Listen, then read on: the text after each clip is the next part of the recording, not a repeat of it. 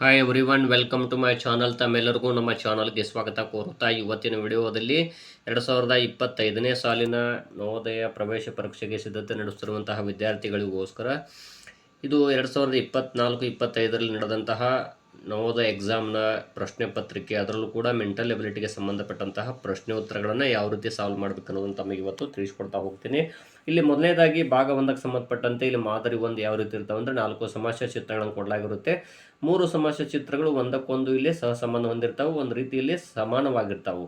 ಆದರೆ ಒಂದು ಚಿತ್ರ ಮಾತ್ರ ಬೇರೆ ರೀತಿ ಇರ್ತದೆ. ಅದನ್ನು ತಾವು ಆಕೃತಿನ ಸೆಲೆಕ್ಟ್ ಮಾಡಿ ಅದರ ಆನ್ಸರ್ ಏನಿರ್ತದಲ್ಲ ಇಲ್ಲಿ ಆಪ್ಷನ್ಸ್ಗಳು, ಅದರ ಆಪ್ಷನನ್ನು ತಾವು OMR ಆನ್ಸರ್ ಶೀಟ್ನಲ್ಲಿ ತಾವು ಅಲ್ಲಿ ಶೇಡಿಂಗನ್ನು ಮಾಡಬೇಕು. ಇಲ್ಲಿ ನೋಡೋಣ, ಮೊದಲನೇದಾಗಿ ಇಲ್ಲಿ ನೋಡ್ಬೋದು, ಇಲ್ಲಿ ABCD 4 ಆಪ್ಷನ್ಸ್ಗಳಲ್ಲಿ ಇದು ನೋಡ್ಬೋದು 6 ಬಾಹುಗಳಿವೆ, ಇದು 5 ಬಾಹುಗಳಿವೆ, ಹಾಗೂ ಇದು ಡಿ ಆಪ್ಷನ್ ಇದೆಯಲ್ಲ 4 ಬಾಹು ಇದೆ. ಇದು ಮಾತ್ರ ಬೇರೆ ರೀತಿ ಇದೆ. ಇಲ್ಲಿ ಎರೋ ಮಾರ್ಕ್ಗಳನ್ನು ನೋಡ್ತಾ ಹೋದಾಗ ಇಲ್ಲಿ 3 ಚಿತ್ರಗಳು BCDಗಳು ಒಂದಕ್ಕೊಂದು ಸಹ ಸಂಬಂಧವನ್ನು ಹೊಂದಿದಾವು, ಆದರೆ ಇದು ಒಂದು ಮಾತ್ರ ಡಿಫರೆಂಟ್ ಆಗಿದೆ. ಸೊ ಹಾಗಾಗಿ ಇಲ್ಲಿ ಎ ಆಪ್ಷನ್ನು ಆಗುತ್ತದೆ. ಇನ್ನು ನೆಕ್ಸ್ಟು 3ನೇ ಪ್ರಶ್ನೆ ನೋಡ್ಬೋದು. ಇಲ್ಲಿ ತ್ರಿಭುಜಗಳಿವೆ, ಇವುಗಳ ರೇಖೆಗಳಾಗಿರ್ಬೋದು ಒಳಗಡೆ ಇರುವಂಥವು ಎಲ್ಲವೂ ಕೂಡ ನೋಡ್ತಾ ಹೋದಾಗ ಇಲ್ಲಿ A, B ಮತ್ತು Dಗಳು ಒಂದೇ ರೀತಿಯಾಗಿವೆ. ಬಟ್ ಸಿ ಆಪ್ಷನ್ ನೋಡ್ತಾ ಹೋಗ್ಬೋದು, ಇದು ಚೇಂಜಸ್ ಇದೆ. ಸೊ ಇಲ್ಲಿ ಆನ್ಸರ್ ಸಿ ಆಪ್ಷನ್ ಆಗುತ್ತದೆ. ಇನ್ನು ಇಲ್ಲಿ ನೋಡ್ಬೋದು, ಇಲ್ಲಿ ಕೊಟ್ಟಿರುವಂತಹ ಇಲ್ಲಿ ಚಿಹ್ನೆಗಳು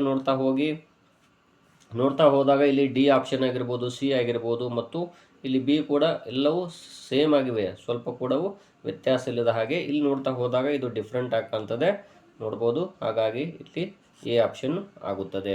ಯಾಕಂದರೆ ಇಲ್ಲಿ ಬಂದಿರುವಂಥ ಡಾಟ್ಗಳು ಪಕ್ಕದಲ್ಲಿ ಅಂದರೆ ಅದರ ಮಗ್ಲೇ ಬಂದಿದ್ದಾವೆ ನೋಡ್ತಾ ಹೋಗ್ಬೋದು, ಆದರೆ ಇಲ್ಲಿ ಮಾತ್ರ ಬೇರೆ ರೀತಿ ಬಂದಿದೆ. ಸೊ ಎ ಆಪ್ಷನ್ ಆಗುತ್ತದೆ. ಇಲ್ಲಿ ಮಾದರಿ 2 ಈ ರೀತಿ ಇರ್ತದೆ. ಒಂದು ಕೊಟ್ಟಿರುವಂತಹ ಒಂದು ಸಮಸ್ಯೆ ಚಿತ್ರ ಇರುತ್ತೆ, ಇದೇ ಸೇಮ್ ಆಗಿ ಇಲ್ಲಿ ಒಂದು ಚಿತ್ರ ಇರುತ್ತೆ. ಅದು ಯಾವ್ದು ಅನ್ನೋದನ್ನು ತಾವು ಸರಿಯಾಗಿ ಫೈಂಡ್ ಔಟ್ ಮಾಡಬೇಕು.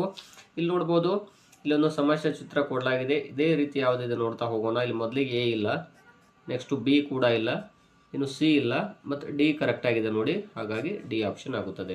ಇನ್ನು ಇಲ್ಲಿ ನೋಡ್ತಾ ಹೋಗ್ಬೋದು ತಾವು, ಇದೇ ಸೇಮ್ ಯಾವುದಿದೆ ಅಂತ. ಇಲ್ಲಿ ನೋಡ್ಬೋದು ಎ ಇಲ್ಲ, ನೋಡ್ತಾ ಹೋಗಿ. ಅದೇ ರೀತಿಯಾಗಿ ಬಿ ನೋಡ್ತಾ ಹೋಗ್ಬೋದು ತಾವು, ಮತ್ತು ಸಿ ನೋಡಿ, ಇಲ್ಲಿ ಸಿ ಕೂಡ ಚೇಂಜಸ್ ಇದೆ, ಡಿ ಕೂಡ ಇಲ್ಲ, ಬಟ್ ಬಿ ಸೇಮ್ ಆಗಿದೆ ನೋಡಿ, ಸ್ವಲ್ಪವೂ ವ್ಯತ್ಯಾಸವಿಲ್ಲ. ಇನ್ನು ಇಲ್ಲಿ 7ನೇ ಪ್ರಶ್ನೆ ನೋಡ್ಬೋದು, ಇದೇ ರೀತಿಯಾಗಿರುವಂಥ ಒಂದು ಚಿತ್ರ ನೋಡ್ತಾ ಹೋಗೋಣ. ಇಲ್ಲಿ ಎ ನೋಡ್ತಾ ಹೋಗ್ಬೋದು, ಎ ನೋಡ್ಬೋದು, ಇಲ್ಲಿ ಎ ಬೇರೆ ರೀತಿ ಇದೆ. ಇನ್ನು ನೆಕ್ಸ್ಟು ಬಿ ಆಪ್ಷನ್ ನೋಡ್ಬೋದು, ಬಿ ಆಪ್ಷನ್ನು ಸ್ವಲ್ಪವೂ ಕೂಡ ಚೇಂಜಸ್ ಇಲ್ಲ. ಸೊ ಇಲ್ಲಿ ಬಿ ಆಗುತ್ತೆ. ಬಟ್ ಸಿ ಆಪ್ಷನ್ ನೋಡ್ಬೋದು, ಇಲ್ಲಿ ಸಿ ಬೇರೆ ರೀತಿ ಇದೆ, ಅದೇ ರೀತಿಯಾಗಿ ಡಿ ಕೂಡ ಬೇರೆ ರೀತಿ ಇದೆ. ಸೊ ಬಿ ಆಪ್ಷನ್ ಆಗುತ್ತದೆ. ಇನ್ನು ನೆಕ್ಸ್ಟ್ ಪ್ರಶ್ನೆ ನೋಡ್ಬೋದು, ಇಲ್ಲಿ ನೋಡ್ಬೋದು, ಇಲ್ಲಿ ಕೊಟ್ಟಿರುವಂಥ ಒಂದು ತ್ರಿಭುಜಗಳಿವೆ ನೋಡ್ತಾ ಹೋಗ್ಬೋದು. ಹಾಗಾದರೆ ಇದೇ ರೀತಿಯಾಗಿ ಯಾವುದಿದೆ ಅಂತ. ಇಲ್ಲಿ ಎ ಇಲ್ಲ ನೋಡ್ಬೋದು, ಸ್ವಲ್ಪನೂ ಇಲ್ಲಿ ಭಾಳಷ್ಟು ಬದಲಾವಣೆ ಇದೆ. ಅದೇ ರೀತಿಯಾಗಿ ಇಲ್ಲಿ ಸಿ ಆಪ್ಷನ್ ನೋಡ್ಬೋದು ಇಲ್ಲಿ, ಮತ್ತು ಡಿ ಆಪ್ಷನ್ ಡಿ ಕೂಡ ಇಲ್ಲ ನೋಡ್ಬೋದು, ಇಲ್ಲಿ ನೋಡಿ ಡಿ ಇಲ್ಲ. ಅದೇ ರೀತಿಯಾಗಿ ಇಲ್ಲಿ ಬಿ ಆಪ್ಷನ್ ನೋಡ್ಬೋದು ಮತ್ತು ಸಿ ಆಪ್ಷನ್, ಸಿ ದಲ್ಲಿ ಇಲ್ಲಿ ಕೆಳಗಡೆ ರೇಖೆ ಜಾಯಿಂಟ್ ಆಗಿಲ್ಲ, ಸೊ ಸಿನೂ ಆಗೋದಿಲ್ಲ, ಬಟ್ ಬಿ ಆಗುತ್ತದೆ.